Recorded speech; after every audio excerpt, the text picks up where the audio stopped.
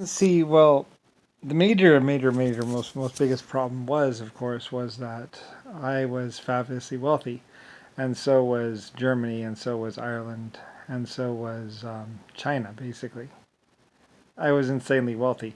Like I say, the thing is, the whole thing is that everybody would find out is that things like Edelbrock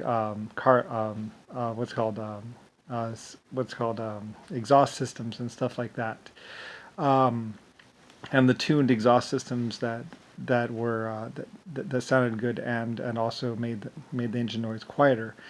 All that stuff is actually just well, it's sound wave technology and stuff like that the Germans were doing. And so basically, a whole bunch of people that want, there's all these kids that wanted to be rich and all these people that wanted to be rich. But the problem is that they didn't have the money. They were just normal people, and they would have been always been normal people. Anyway, I mean, basically, middle class. Everybody would be was basically on equal footing, pretty much.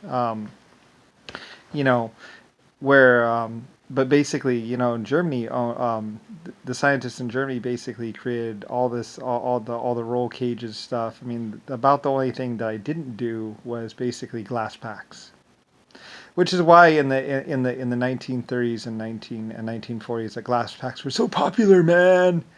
They weren't really popular. It's just the only thing that basically wasn't copyrighted and pretty much wasn't owned by Germany. So anyway, yes, you could take some fiberglass or some asbestos and basically shove it inside of your muffler, and pretty much pretend that actually canceled out sound.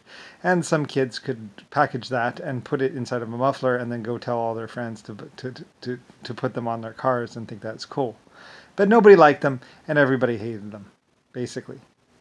So anyway, what you find out is pretty much between from like 1930 to 1940 to 1950 to 1960, basically a whole bunch of kids are like,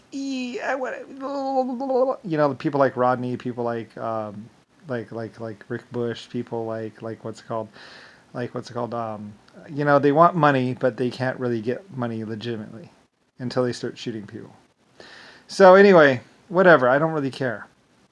But like I said, I did not design glass packs. I mean, it's basically you're just shoving a bunch of fiberglass or a bunch of asbestos inside of a muffler and pretending that like it actually kind of cancels out the what's it called. Anyway, Rodney and a whole bunch of other people were like, "It's cool, man. It's cool, man." It's like, no, it's not cool. It's really fucking loud and really annoying. And people saying like the VW Bug sound exhaust system sounded cool with the beep beep beep beep beep beep with the really loud noise, and it's like that was the only muffler system that they could put on there that wasn't owned or built by me or my one of my companies, basically. So pretty much that was the only way. Whatever. I don't really care. But anyway, it's just a bunch of people being pathetic, trying to pretend like they're cool, but they're not cool. But they're really just trying to get people to buy their muffler system, and everybody basically hated it, or their whatever system. Anyway, whatever. I don't really care. Later on, they were buying guns and basically doing swatting maneuvers and punked and everything else. And basically, JFK was laughing and encouraging them on. I'm pretty sure. I don't really know. Like I said, it was pretty bad in Germany. It was pretty bad a lot of times. So anyway, I don't. I'm kind of angry about it, as I don't know, but I guess it made sense to them. I mean, they didn't care what they were encouraging other people to do. They didn't care that they didn't care about the lasting radiation effects. They didn't care about anything. They didn't see anything more than the money, the drugs, and getting into the government. Pretending like squashing the man was something awesome or spiffy cool. Anyway, it's basically a 1930s, 1960s hippie movement, basically that had no rational basis at all. And whatever, I don't really care. And then it goes on to basically a whole bunch of people like like people like the Hell's Angels. Eventually they're trying to make drugs without being able to make drugs, creating things like acid that cause permanent brain damage, to basically treating their girlfriends like absolute shit.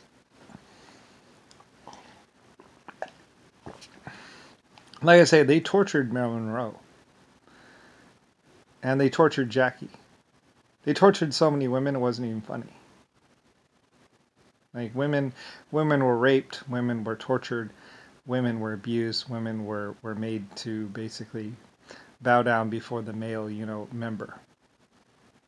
And, like I said, it was so bad it actually caused a division between males and females. Almost permanently. That's how bad it was. So, I mean, they couldn't get a job, they couldn't drive a car, they couldn't vote, they couldn't own property.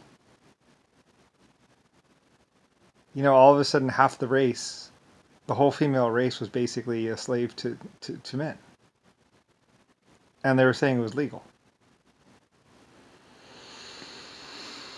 Anyway, like I said, as long as the majority of the group didn't know it was true, then they were getting away with it. And they got away with it for a very long time. And it really wasn't exactly legal. It was just that, the women couldn't properly defend themselves. Anyway, whatever.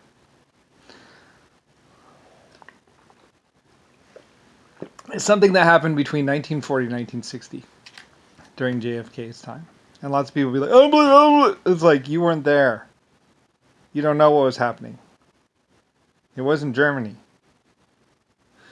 Germany was helping people, if anything. They were trying to stop it. It was just in the U.S. and just the White House in Washington, D.C.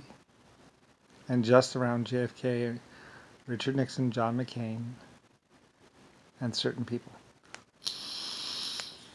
And just as long as the group didn't know about this. Anyway. Yeah, whatever. I don't really care. I don't even know how they got away with it, but they did. So, anyway. Shrug. It was good for the men anyway, I guess. I don't know, and good for some women. Some women didn't even know about it because they were getting drugs or getting money, so they didn't know what the rest of the female population was having to have to go through. So, anyway. I mean, they never saw it. But in the whole world, you could go, LA could be a shooting nightmare right now and no one would know.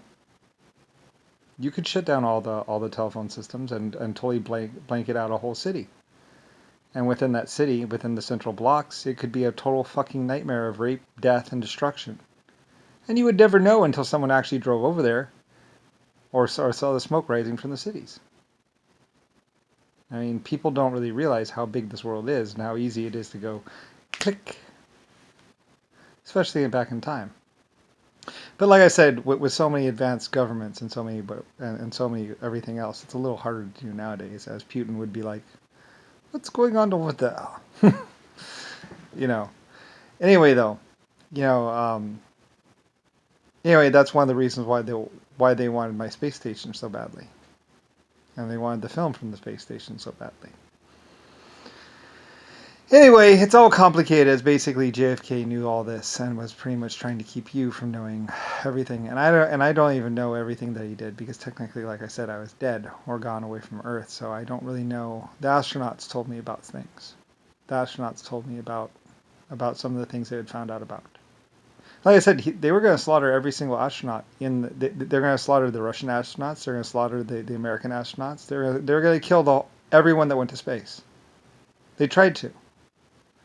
And if it wasn't for the whole world knowing about these astronauts and these astronauts being so famous that everybody on the planet Earth would notice that they were dead, they would have. They were going to kill Jackie and her friends.